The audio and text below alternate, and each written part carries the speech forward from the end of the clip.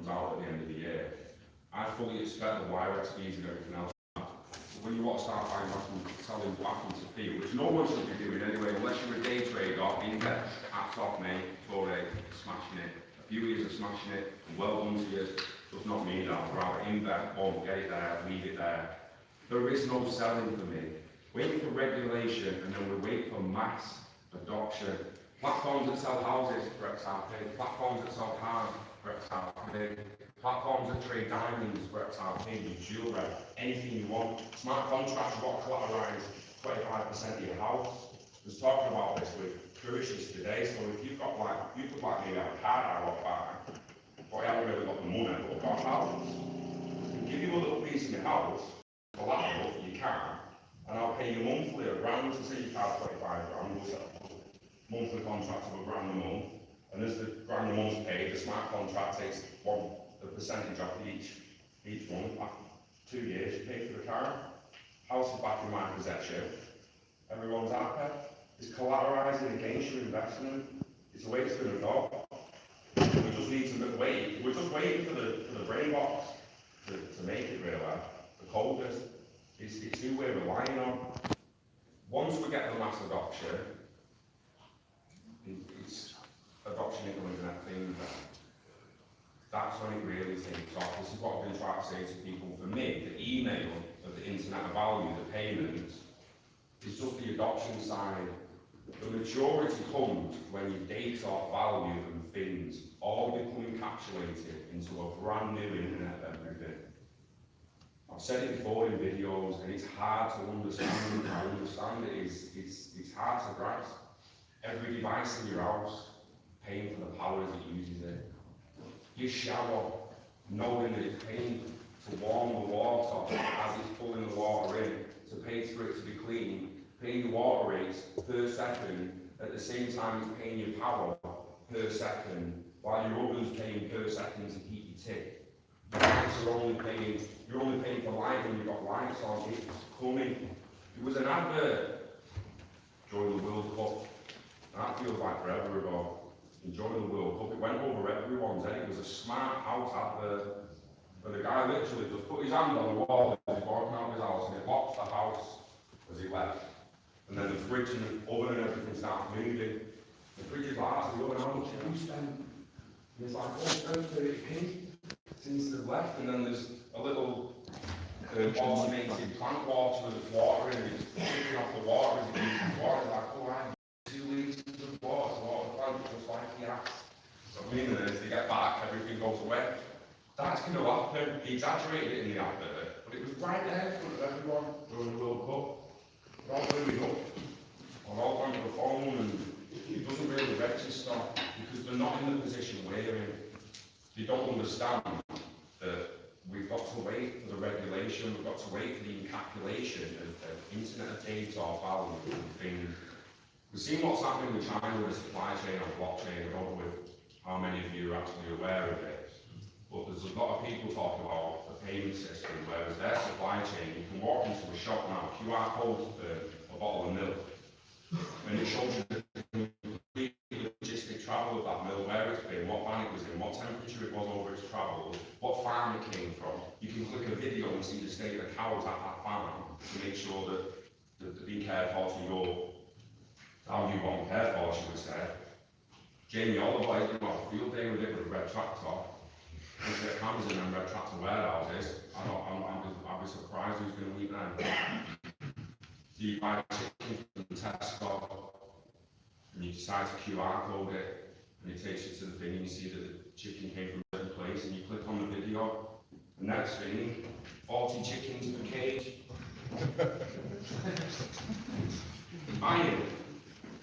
You're buying that chicken. Honestly, you're buying that. I'm not.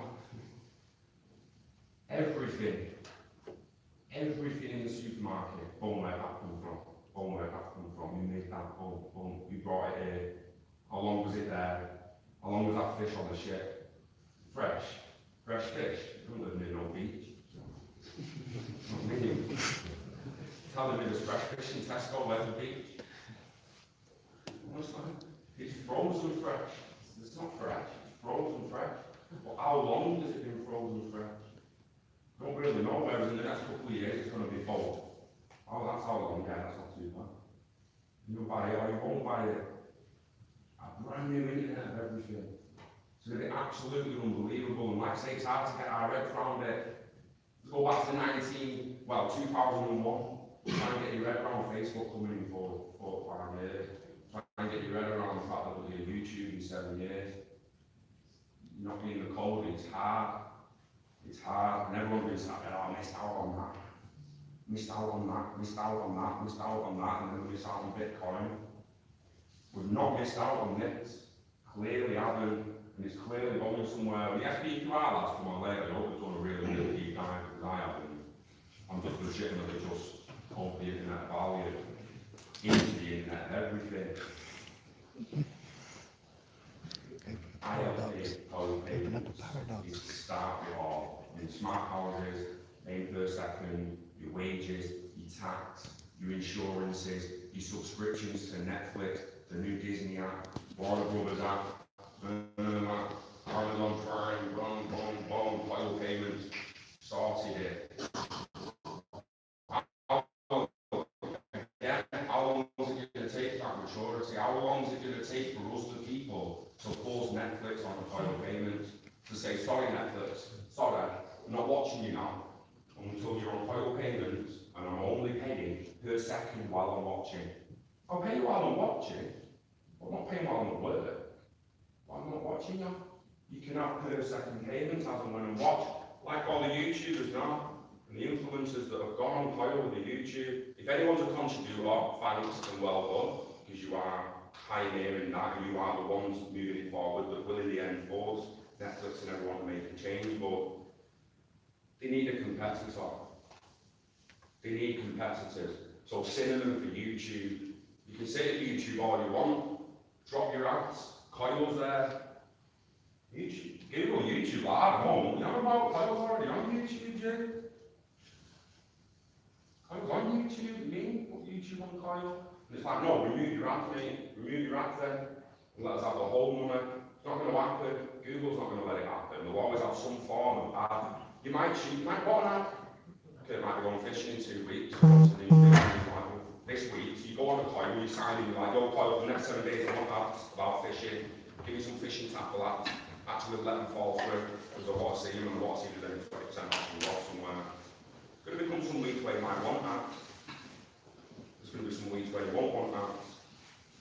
Until the competitor comes, there's no enticement for YouTube to change, there's no incentive for Netflix to change, there's just no there. Synonym is the first one now emerging to tackle YouTube, in my opinion, and I personally think it's going to be absolutely massive. So it will be paid through Coil contributors, and people who go on can watch, and when they're watching someone linked to it, instantly linked to Coil, because it's the synonym, it's Coil apps on the platform. There's also, you can do your blog posts, doesn't have to be video content, and you will be paid by contributors through Coil payments. Excuse me. Which is exactly what I mean by staying ahead of the game. People are out to lose jobs. So there's a lot of people who don't want the job, they just don't want to do what they do, they go into whatever every day, because you feel like you've got it, you need wages, you need to pay the bills, and you've got that little thing at the side of your head that you're passionate about, and you think, I want to do that full time, and it'll be nice if I can get paid doing that. No one tries to do it. It's what Gary Vee says. It's the reason we came down this path. No one really tries to chase the passion online. I've got an idea, Nick, and I want to share it with you because I'm never going to do it because I'm not really into football anymore. But someone who goes to the football and spends money to attend the football match and is extremely passionate about football matches, spending a hell of a lot of money on travelling to football, he could be making money just watching the football at home. Sets up a camera with 5 of his mates, watches the match live, don't show the game on his camera, just got him and his mates, and then just having a chat and having banter, and they just stream it live, and over the next week, cut highlights, and they put the highlights on, and it gets watched by people. I was telling my mate the other day about it, and he's like, well, I'm just going to watch you watch telly, are there? And I'm like, why are you talking to them like Robocop's not existent? So It's all right for the mainstream to do it, but when you can't, when you're going on holiday again, document it. Only Love Island, innit? Seriously. So people, the kids of tomorrow are going to realise, oh, a minute, Channel 4's got people getting paid for watching telly. It's got people on holiday, just getting paid to be thinking. That's going to trickle down to a guy who loves steak. I've got a coil thing with the steak man. We're going to New York and test steaks and tell you which are the best steakhouses in New York. And if he's got the right attitude and personality, he's going to find 100,000 people that want to watch him and want to see what he thinks of the steakhouses in New York and Italy and France and Australia and where it takes him. He'll just be living there, enjoying his steaks. I can't online, this one's a bomb. I'm watching it for the rest of the day, look. And it's upload, people watching coil payments, things like that, it can take you into it, and that's just micro payments of people using the passion. You've got smart contracts are absolutely ridiculous. I don't think anyone in the room can honestly stand up and say they understand smart contracts, because if you can, you don't. No one really knows what's going to go on, but we do know that you're going to be able to instigate transactions with an immutable contract, a contract that can't be changed once agreed unless it's met with a new consensus. We've been talking about voting systems. What does a consensus mean for voting systems? How long is it going to take the next generation to realise that the government now just needs to be idea now? We don't need it anymore. How crazy is that? Now, to all you Bitcoin maxis out there who think you're going to get rid of banks, I've got news for you. You've got more chance of getting rid of the House of Commons than you have the Bank of England. That is the truth. You have got more chance of getting rid of the House of Commons than you have got of getting rid of the Bank of England. Know that, because the Bank of England basically owns House of Claiming Commons, leave conspiracies to one side, carry on the smart contract. But what does it mean? 51% when they become idea then? What if Article 59 was on an immutable smart contract set to be put through by a blockchain? What would have happened March 29? It would have come out the EU. Like that. Because the consensus was met in a democratic vote. And the consensus algorithm would have just gone through with it. How long until the next generation realise that? And realise that, quite honestly, excuse me French, they're taking the fucking piss. And they have been for a long time. And we've got too many people walking around the world, it's just the way it is. If it's just the way it is, Trump will be in office, so it started, there is change. Nigel Farage, when he talks about the end of two-party politics, so when you talk about, when you see Mark Carney talking about payments and that, he's clearly talking about ILP and a new infinite value, but he doesn't mention it. Nigel Farage, I truly think, knows a little bit about DLT and that, because he talks about the end of two-party politics. He knows it's coming to an end, and he's trying to get Brexit Party in to do it again with the politics. Be all and end all of it, it comes to regulation and the smart things as well. The phone again. The digital ID is what we need. The government needs to know it's me. They need to know it's Scott Grant. They need the KYC through 5G, knowing that I'm in this spot and I'm going to say I am. And bam, and yeah, I want to make a decision. So the government will come out, we've got this idea, we either do that, or we either do that, we vote on it. We either do this, or we either do that, we vote on it. And the 51% is reached, and the consensus algorithm goes through with it. All contracts are immutable, and it's going, it's done. Done and dusted for me, that. For me, all it is a matter of time. I know a few people are scared of it. Oh, we've got all my data and all that, but we spoke outside about personal ledgers. People need to remember you're going to make your own personal ledger soon, and if you don't, you're going to trust someone else for making it. So you've either got to trust the Bank of England to hold your digital ID, to be interoperable with the system that holds your medical data, to be interoperable with your credit, your criminal record, your credit record, the reputation score if that comes in. You will need to trust someone to make your personal ledger if you can't make it yourself. We've also spoke already outside with people How easy that's going to be. So we'll go to websites. I'll say to most people in this room, go and write an HTML website.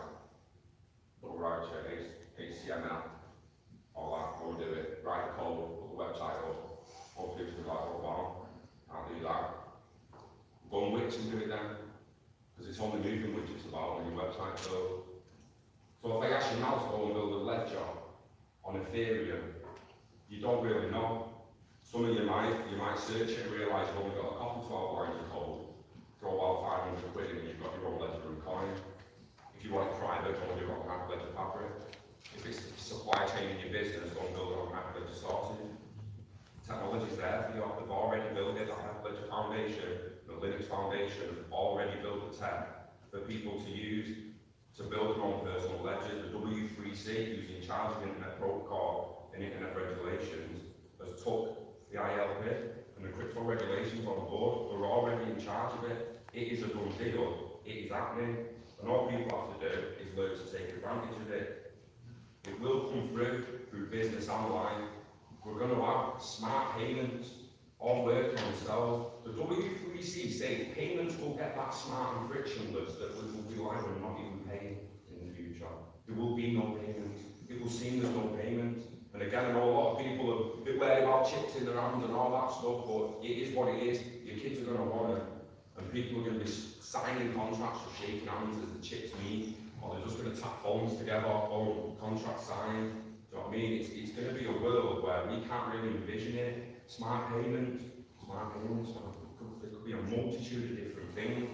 When the W3C lines, the be all and end all of it, is they see it as the removal of payments. It will feel like you're not making a payment. Just sending a text message feel like you're going to send a letter. Does it? You have. It was just a short one-line letter to someone else sent through the internet data. So that's what we mean when it's not really going to be a payment. It's still going to be payments, value's still going to move, information's still moving through the text message, but you didn't see it as a letter. Smart businesses will then grow using the new technologies, what they already got from the internet data, the internet of things they're building with the internet of value.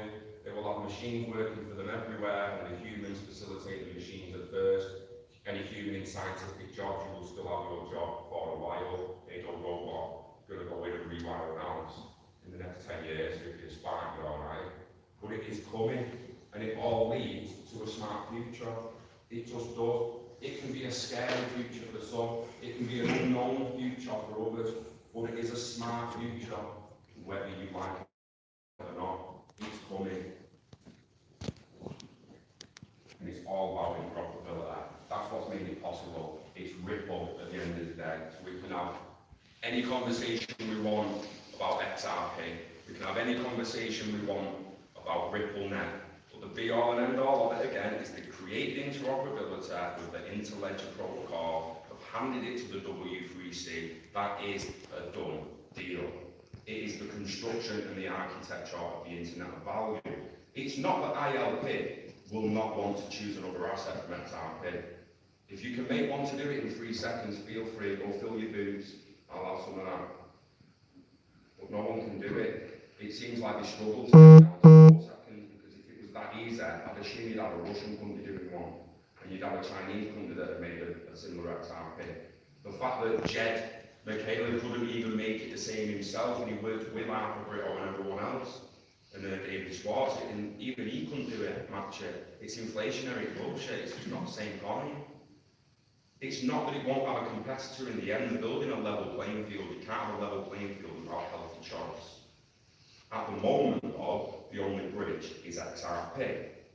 When you talk about a bridge, you have banks, blockchains, mobile money, online wallets, networks of value all over the planet, all disconnected. What's happened over the last decade? Thousands more networks, all again disconnected. So we're going to do a transaction with a Bitcoin maxer. Don't want Bitcoin. I mean, you know what that is, it's going to be worth a lot, but for argument's sake, say I don't want it. I want Ethereum to land me. And the guy's like, well, I've only got Bitcoin. I want Ethereum.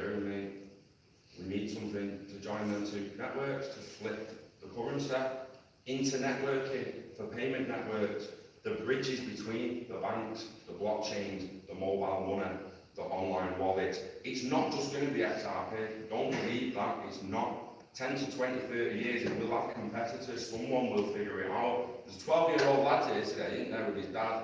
Nice to meet you. You're going to have a chat very soon. He could be the next beast, isn't he? He's at a DLT conference talking to all of us when he's 12 years old. Really? Really? What's he going to be capable of when he's 20? Do you know what I mean? It's unbelievable where it's going to go. It comes down into networking.